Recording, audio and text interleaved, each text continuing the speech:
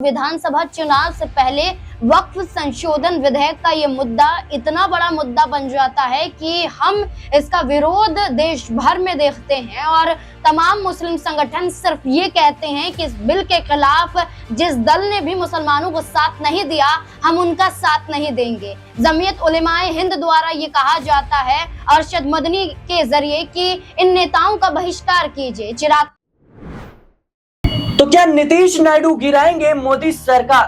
क्या नीतीश नायडू छोड़ देंगे बीजेपी का साथ? क्या नीतीश नायडू करेंगे मोदी से बगावत? दर्शकों, देश की राजनीति में इन दो चेहरों पर सबकी निगाहें बनी हुई है। निगाहें बनी हुई है भारतीय जनता पार्टी की, क्योंकि भारतीय जनता पार्टी की केंद्र की सत्ता इन दो बैसाखियों के सहारे चल रही है। ऐसे में बड़ा सवाल यह है कि जिस तरीके से मुस्लिम संगठनों ने नीतीश कुमार, चंद्रबाबू नायडू और चिराग पासवान का बहिष्कार कर दिया, उनके द्वारा आयोजित इफ्तार पार्टी, ईद मिलन समारोह और तमाम तरह के समारोह का खुले तौर पर बहिष्कार कर दिया, तो कहीं न कहीं मुस्लिम संगठनों ने यह आरोप लगाया कि ये पार्टियां, ये नेता खुद को सेकुलर होने का दावा तो करते हैं, लेकिन अल्पसंख्यकों के खिलाफ हो रहे अत्याचार, अन्याय और असंवैधानिक कानून के साथ ही नजर आते हैं। अल्पसंख्यकों के खिलाफ जिस तरीके से माहौल बनाया जा रहा है इस वक्त, उस पर चुप्पी साधे हुए हैं। ऐसे में आज रमजान का आखिरी जुमा था, यानी शुक्रवार की जो नमाज होती है, और कहीं ना कहीं इस जुमे के दिन all India Muslim Personal Law board ने साफ तौर पर मुसलमानों से अपील की कि आप अपने हाथ में यानी अपनी बाजू पे काला पट्टी बांध कर जाए, काली पट्टी बांध कर जाए। इससे कहीं ना कहीं विरोध दिखाने की एक कोशिश थी कि हम वक्फ संशोधन बिल के खिलाफ है, हम उनके खिलाफ है जो इस कह सकते हैं कानून का साथ दे रही हैं, हम उनके खिलाफ है जो इस वक्त भारतीय जनता पार्टी की सुर के सुर मिलाते हुए नजर आ रही हैं। ऐसे में बड़ा सवाल यह है कि आज तो भारतीय जनता पार्टी नीतीश कुमार, चंद्रबाबू नायडू, चिराग पासवान के साथ है, लेकिन बीजेपी की राजनीति किसी से छुपी नहीं है। कैसे अपने सहयोगियों को ठिकाने लगाती है, तो कल तो नहीं रहेगी। ऐसे में इन पार्टियों की विचारधारा का क्या? क्योंकि देखा जाए तो नीतीश कुमार की जेडीयू तो एक सेकुलर पार्टी के तौर पर उभरी थी, चिराग पासवान की पार्टी भी सेकुलर के तौर पर उभरी थी। चंद्रबाबू नायडू की मैनिफेस्टो देख ले तो मुसलमानों के लिए एक से एक बड़े तोहफे लोकसभा और विधानसभा चुनाव के दौरान ऐलान किए गए थे मैनिफेस्टो में। लेकिन बड़ा सवाल यह है कि अब ये लड़ाई ऐसे मोड़ पर आकर खड़ी है कि कहीं ना कहीं मुस्लिम संगठनों ने सीधे तौर पर नाराजगी व्यक्त की है और इन पर गंभीर आरोप लगाए हैं। बड़ा सवाल यह है कि क्या देश में बढ़ रहे आंदोलन को देखते हुए और आगामी विधानसभा चुनाव को देखते हुए नीतीश कुमार, चंद्रबाबू नायडू, चिराग पासवान क्या मोदी को मजबूर कर देंगे इस फैसले को पलटने के लिए या फिर साथ छोड़ देंगे? मेरे साथ इस मुद्दे पर बातचीत करने के लिए नाज़मीन मौजूद है। नाज़मीन, जिस तरीके से इस वक्त देश में माहौल देखने को मिल रहा है, All India Muslim Personal Law Board, Jamiat Ulama-e Hind या फिर और भी तमाम मुस्लिम बड़े बड़े जो संगठन है, उन्होंने खुले तौर पर इन चेहरों का, इन पार्टियों का बहिष्कार किया है। क्या लगता है आपको कि अब कहीं ना कहीं समय आ गया है फैसला लेने का?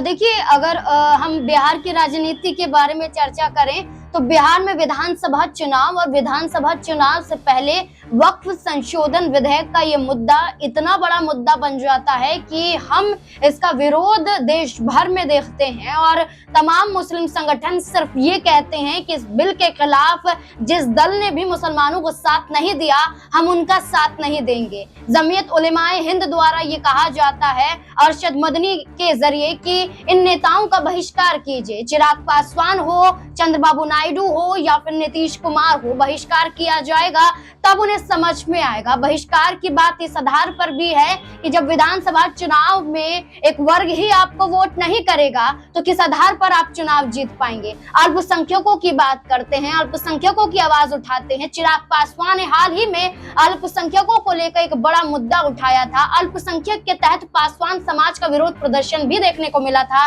जहां अपनी मांगों के साथ वो जेडीयू के आगे डटे हुए नजर आए। तब चिराग पासवान ने ये कहा था कि उन्होंने नीतीश कुमार से मुलाकात की और पासवान समाज को इंसाफ मिलेगा, लेकिन मिला या नहीं मिला इस बात की कोई भी खबर नहीं है। इसके बाद आरक्षण का मुद्दा आता है, जिस आरक्षण में क्रीमी लेयर की बात की जाती है, जिस आरक्षण में ओबीसी के साथ एससी एसटी वर्ग को शामिल किया जाता है और यहाँ पर कोटे के प्रावधान की बात की जाती है निचले स्तर पर। उस दौरान भी सुप्रीम कोर्ट के फैसले के खिलाफ चिराग पासवान नजर आते हैं, तब प्रधानमंत्री नरेंद्र मोदी को अपने सांसदों संग बैठक करनी पड़ जाती है।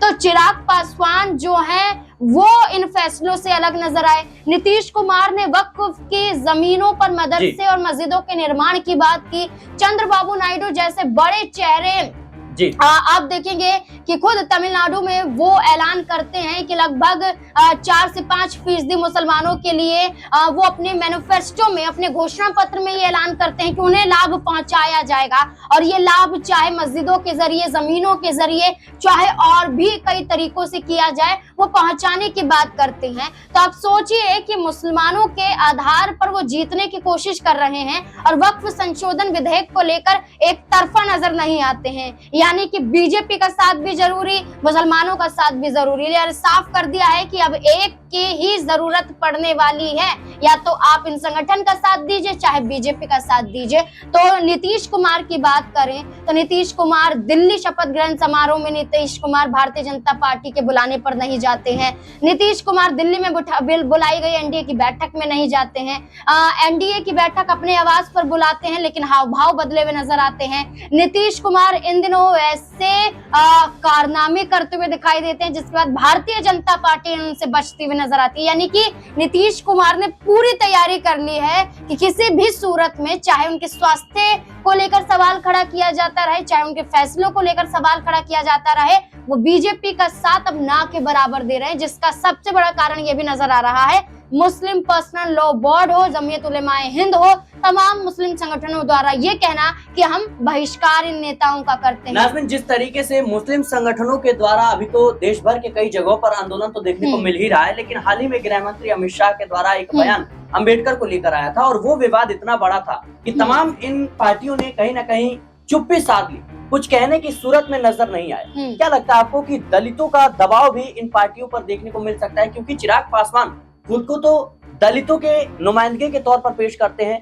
नीतीश कुमार को भी अल्पसंख्यक और दलित बढ़ चढ़कर वोट करते हैं, और इसी लिहाज से वो इतने दिनों से बिहार की सत्ता में, बिहार की कुर्सी पर बने हुए हैं। दूसरी तरफ चंद्रबाबू नायडू भी हैं। क्या लगता है आपको कि दलितों और अल्पसंख्यकों के दबाव में ये बड़ा खेल अब होने जा रहा है? कैसे देखिए, तेजस्वी यादव ने हाल ही में धरना प्रदर्शन किया था, किस मुद्दे पर? आरक्षण के मुद्दे पर। SC ST वर्ग में जहां प्रावधान को लेकर वो बात करते हैं, उन्हें 9वीं अनुसूची में शामिल करने की बात करते हैं, जहां फायदा अन्य वर्गों को दिलाने की बात करते हैं, पिछड़े वर्गों को शामिल करने की बात करते हैं, और ये कहते हैं कि जेडीयू पार्टी ने सत्ता में रहते हुए इन दलितों के बारे में नहीं सोचा, इन पिछड़े वर्गों के बारे में नहीं सोचा, लेकिन हम इनकी आवाज को उठाएंगे। और हाल ही में देखिए कि जब संगठन द्वारा विरोध प्रदर्शन किया जा रहा था, तेजस्वी यादव, लालू प्रसाद यादव पहुंच गए थे, और तेजस्वी यादव ने कहा था कि सत्ता में आना जरूरी नहीं है, बल्कि सत्ता से पहले आम जनता और खासकर जहां गलत हो रहा है उसके लिए आवाज उठाना जरूरी हो जाता है। हम इस विधेयक के खिलाफ हैं, मुसलमानों के साथ हैं, और तेजस्वी यादव साथ दिखाई दिए थे। लेकिन नीतीश कुमार की बात करें तो वो दो तरफा उनका चरित्र नजर आता है, एक तरफ बीजेपी के साथ, एक तरफ खुद अपने मुसलमानों के साथ होने के लिए इफ्तार पार्टी का आयोजन करते हैं। चिराग पासवान भी इफ्तार पार्टी का आयोजन करते हैं, मुस्लिम संगठनों द्वारा बहिष्कार किया जाता है। चिराग पासवान जैसे बड़े चेहरे भारत बंद तक का ऐलान करवा देते हैं जब आरक्षण का मुद्दा उठता है। और इसी के साथ साथ देखा जाए तो चंद्रबाबू नायडू भी नीतीश कुमार के साथ नजर आते हैं, और ऐसे में केंद्र में मोदी सरकार है और केंद्र में भारतीय जनता पार्टी के लिए बात करें तो इन तमाम सांसदों, इन तमाम पार्टियों की जरूरत पड़ जाती है। जैसा कि आपने कहा, बैसाखी के सहारे चल रही है बीजेपी। 16 सांसद, 12 सांसद, 5 सांसद कितनी अहमियत रखते हैं। जब मल्लिकार्जुन खड़गे जैसे राष्ट्रीय अध्यक्ष ये कहते हैं कि सिर्फ 20 से 30 सांसदों की कमी पड़ गई, वरना सत्ता में तो हम ही आते, तो आप देखिए कि 15, 16, यहाँ माफ कीजिएगा 12, 16 और 5 सांसद मिल जाएंगे तो संख्या कितनी बढ़ जाएगी। तो क्या अभी भी भारतीय जनता पार्टी को झुकना पड़ेगा? क्या जो किट का ऐलान किया जाता है, मोदी सौगात की बात की जाती है, लगभग 32 से 33 लाख गरीब मुसलमानों को एक तरीके से ईदी देने की बात की जाती है, तो ईदी का भी बहिष्कार मुसलमान संगठन द्वारा किया गया कि हम इस किट का समर्थन नहीं करते हैं, लालच देने की कोशिश की जा रही है। अब ये देखना होगा कि नीतीश कुमार इस विधेयक के खिलाफ क्या आवाज उठाते हुए बिहार में नजर आएंगे, चिराग पासवान साथ देंगे, चंद्रबाबू नायडू क्या देश भर में देखे जा सकते हैं, ये बड़ा सवाल बन जाता है। जाहिर सी बात है दर्शकों कि भले ही इस वक्त वक्फ संशोधन बिल को लेकर देश भर में कई जगह आंदोलन देखने को मिल रहे हैं, लेकिन मुस्लिम संगठनों ने बातचीत का दरवाजा अभी भी खोल रखा है। नीतीश कुमार, चंद्रबाबू नायडू और चिराग पासवान से कहीं ना कहीं बातचीत ये संगठन करना चाहते हैं, और ऐसे में बड़ा सवाल ये है कि बातचीत में होगा क्या। क्या बातचीत में कहीं ना कहीं प्रधानमंत्री मोदी की जो कुर्सी है उसको लेकर के बातचीत होगी, क्योंकि देखा जाए तो जिस तरीके से कांग्रेस या इंडिया गठबंधन की तरफ से ये दावे किए जा रहे हैं कि महज कुछ ही सीट रह गए वरना सरकार तो हमारी होती, तो क्या कहीं ना कहीं बदलने की तैयारी जो है वो शुरू हो चुकी है। देखना होगा कि आखिर देश की राजनीति में चंद्रबाबू नायडू और नीतीश कुमार चिराग पासवान का अगला कदम क्या होगा। फिलहाल के लिए इस रिपोर्ट में इतना ही। देश और दुनिया की तमाम खबरों के लिए बने रहने नेक्स्ट न्यूज़ के साथ।